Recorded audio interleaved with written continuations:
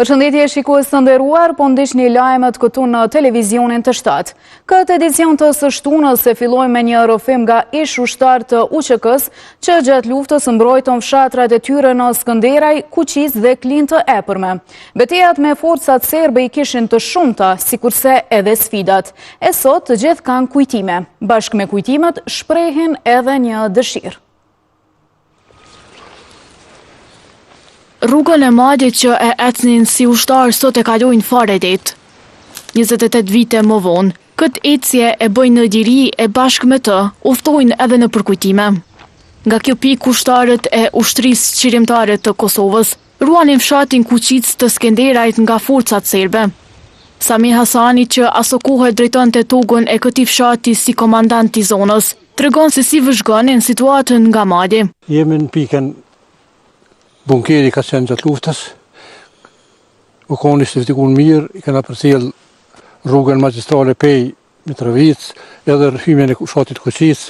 Për çdo aksion të mundshëm gati ishin kurdoherë. Sa herë që forcat e armiku tentonin të rrethanin fshatin, Hasani thot se rezistuan. U kon problemi për ballues ata, mas parin hi me top, me tank, me minaheth, me prag, po apet do na pejtuat sa kanë mujtë në rrugë kena qëndruar, kështu që deri në fitore.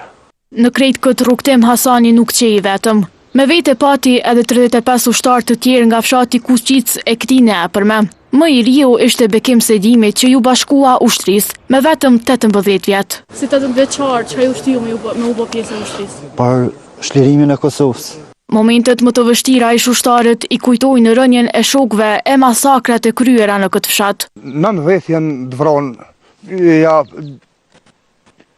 6 Selimi, ja 4 Selimi, Bekaj, janë të Pudujedhës do, janë Smojli do, 9 i kemë dvronë, që tu janë morë me 6 prill, janë konë ka pak këtu nejt, atë këtu nej plak, nej plak.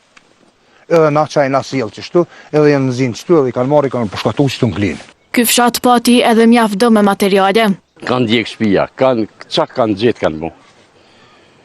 Qa kanë gjetë. Mas shumë të në kanë prejkë qëtu dome që në kanë bo, qëtu masakra që në kanë bo në fshatin Kuqic. Pas momenteve të vështira të luftës, lajmi se Kosova u çlirua, zbuti dhimbjet e lumturoi krejt këta ushtar. Kur e kemi po forcat e NATO-s, e na informu ma shumë që kemi po kolonën e NATO-s, ashtu e kemi po që janë ndryshojnë avtomjetet, edhe e kemi morë vesh që ma vënë na kanë informu e për rëtonë, edhe kështu që kemi zbrim gradualisht. Po në atë moment e në ndim da, duke zonë që po shlirohet Kosova, mundu më këthylirisht në vendet tona. Mes tjera është oda e komandantit Sami Hasani, shërbeu edhe si shtab i UÇK-s. Aty u streuan shumë ushtar, e u morën vendime për aksionet e mundshme.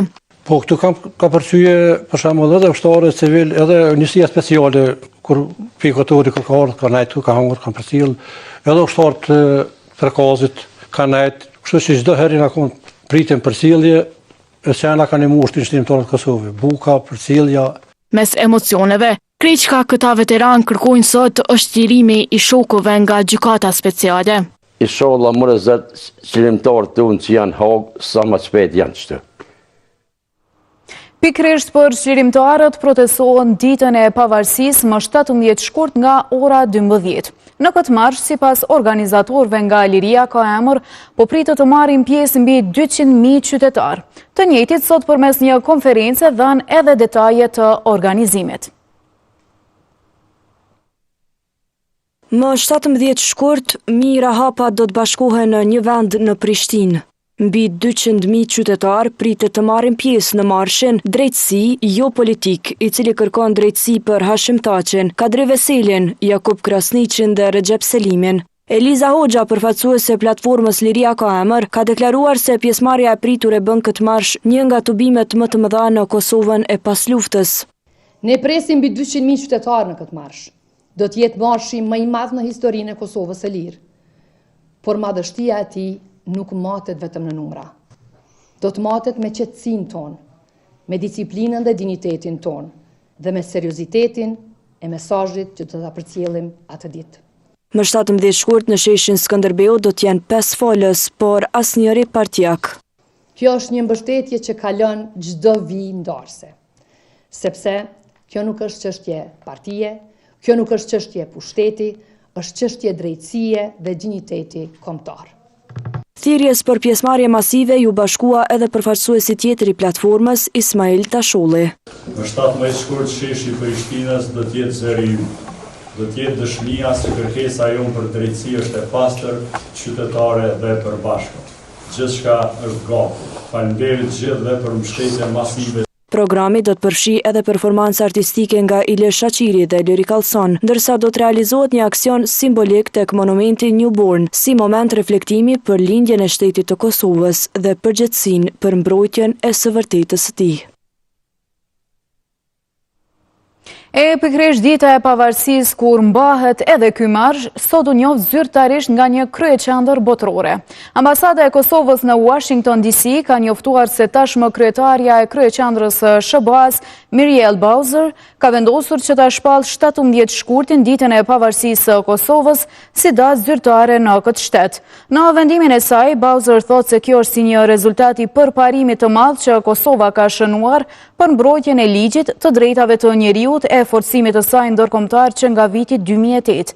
Ambasada e Kosovës atje ka falenderuar përmes një reagimi në X.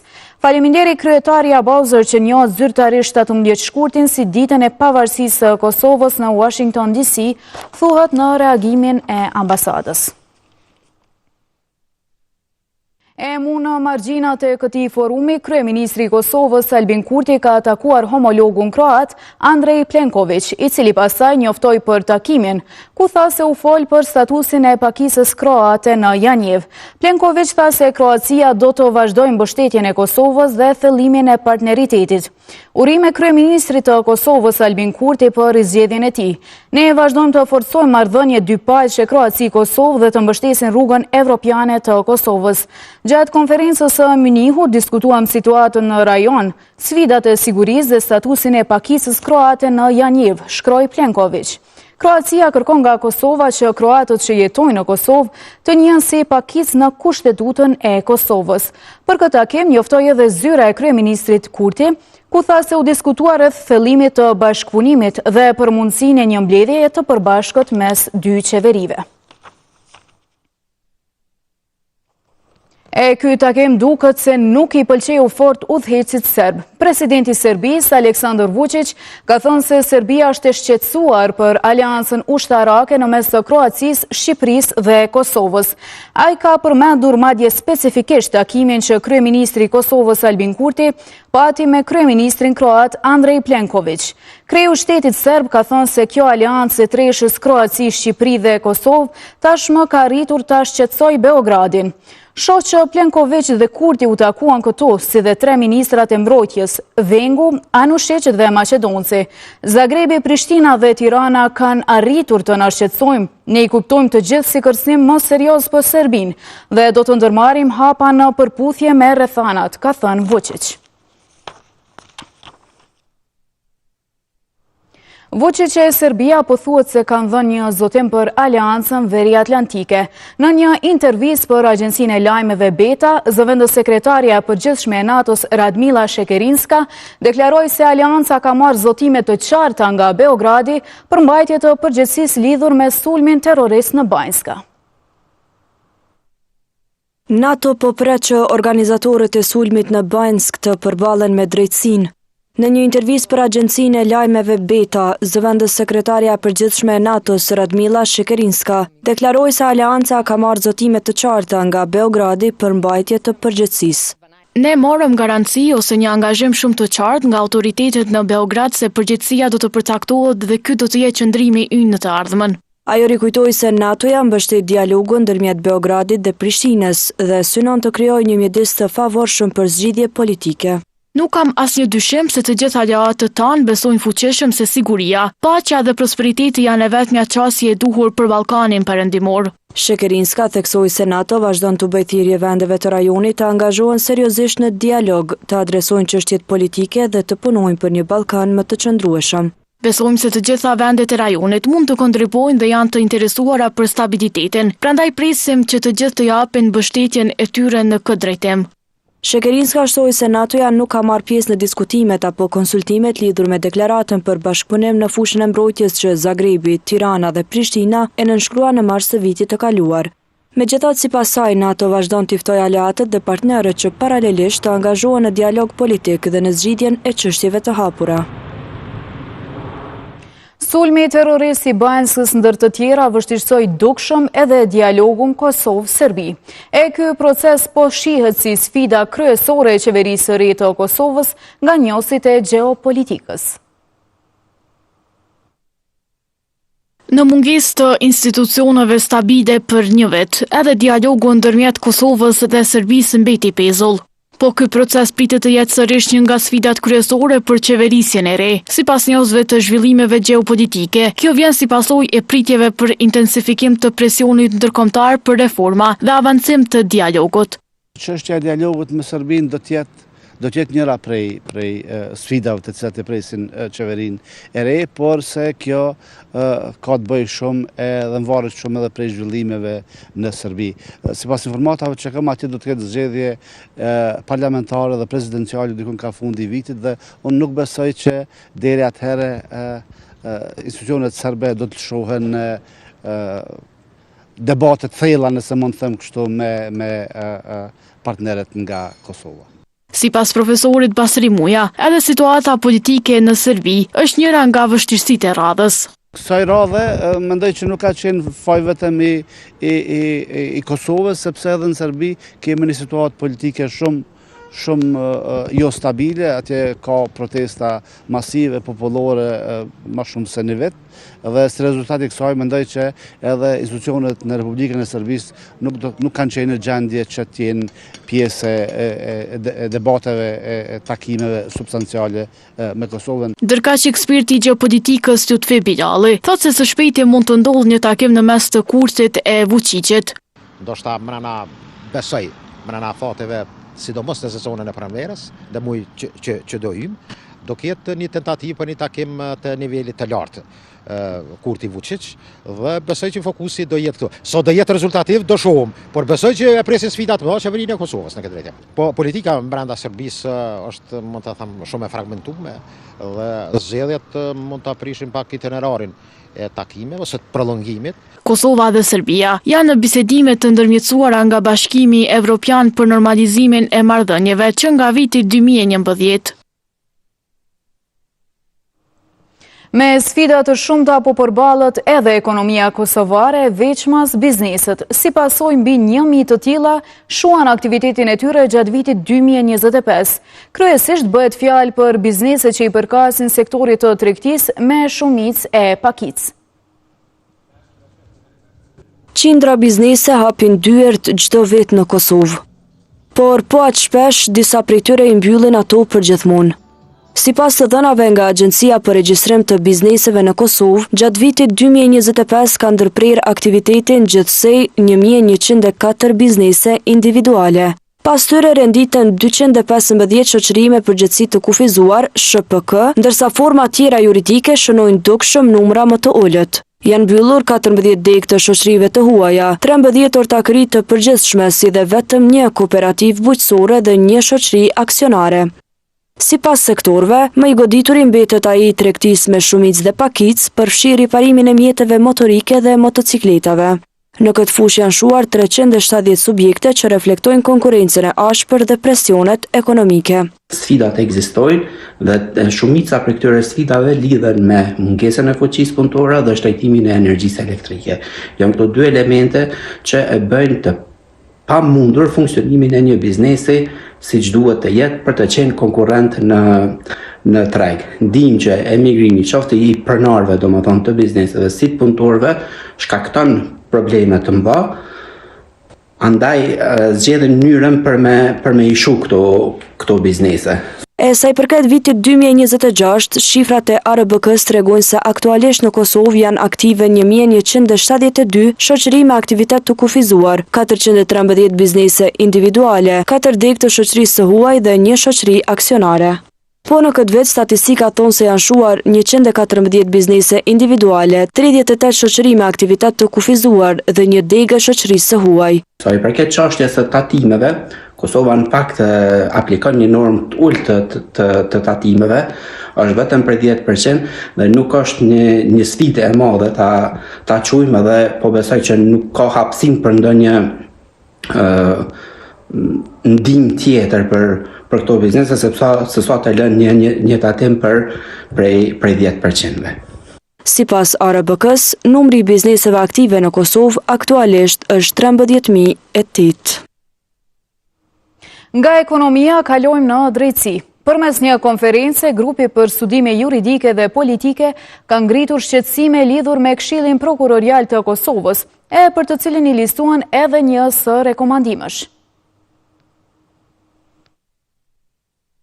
Por Këshillin Prokurorial të Kosovës renditën disa prioritete. Këto prioritetet të propozuara nga GLPS vinë pas hyrjes në fuqi të ndryshimeve ligjore mbi përbërjen e KPK-s. Kësaj përmes një konference që u mbajt të shtunën, grupi për studime juridike dhe politike vlerësoi se qasja bashkëpunuese për përbërjes së re të Këshillit ndaj publikut është hap konkret drejt konsolidimit institucional. Liridon Salihu nga GLPS tha se asnjëherë më parë KPK nuk ishte përballë me mungesën e kryesuesit, por edhe të zëvendës kryesuesit. Ne kemi sugjeruar dhe si prioritet kemi dhënë miratimit e rregullores për zgjedhjen e kryesuesit dhe zëvendës kryesuesit, i cili më pas është hap i domosdoshëm për zgjedhjen e kryesuesit dhe zëvendës kryesuesit të Këshillit Prokurorial si prioritet i dytë për këtë institucion. Sa i përket zgjedhjes së kryesuesit në bazë të ligjit, kjo pozitë i takon anëtarit prokuror, ndërsa ajo e zëvendës kryesuesit i takon anëtarit jo prokuror. GLPS po ashtu kërkon një proces të lehtëshëm dhe të bazuar në meritokraci sa i përket konkursit për pozitën e kryeprokurorit të shtetit. GLPS vlerëson që Këshilli Prokurorial duhet të kujdeset që i gjithë konkursit të jetë i lehtëshëm dhe që personi që zgjidhet për këtë pozitë të jetë me merit dhe të plotësojë të gjitha kriteret ligjore për pozitën e kryeprokurorit të shtetit. Pra vetëm një proces i lehtëshëm dhe vetëm një proces i bazuar në meritokraci mund të sjellë një kandidat i cili zgjedhet dhe emërohet për pozitën më të rëndësishme brenda sistemit të drejtësisë. E kërkesë jo veç e shoqërisë civile në Kosovë, por edhe raporteve ndërkombëtare është rritja e transparencës dhe llogaridhënies. Njëra ndër obligimet, përkatësisht prioritetet kryesore që i vijnë mbar Këshillit Prokurorial të Kosovës është edhe respektimi i parimit të transparencës dhe llogaridhënies institucionale.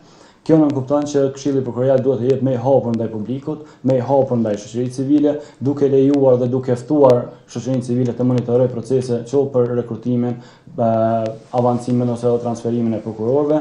GLPS shpërfaqi edhe bojkotimet e mbledhjeve të Këshillit Prokurorial të Kosovës që ndodhen në 3 muajt e fundit të 2025-s, ku thanë se ky organ nuk ka arritur të bëjë asgjë tjetër përveç se çështjeve që kishin urgjencë. Vjojmë me çështje nga siguria, një person është plagosur në rrugën Ulqini në jug të Mitrovisës të premten.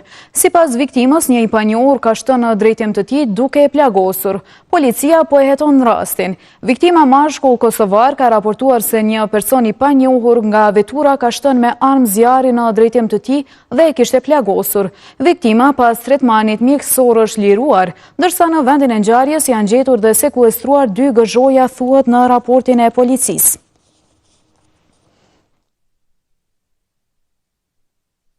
Me këto informacione nga sporti, ne po e përfundojmë edicionin qendror të lajmeve këtu në televizionin të 7. Unë ju falenderoj për vëmendje, mirëmbëjtje.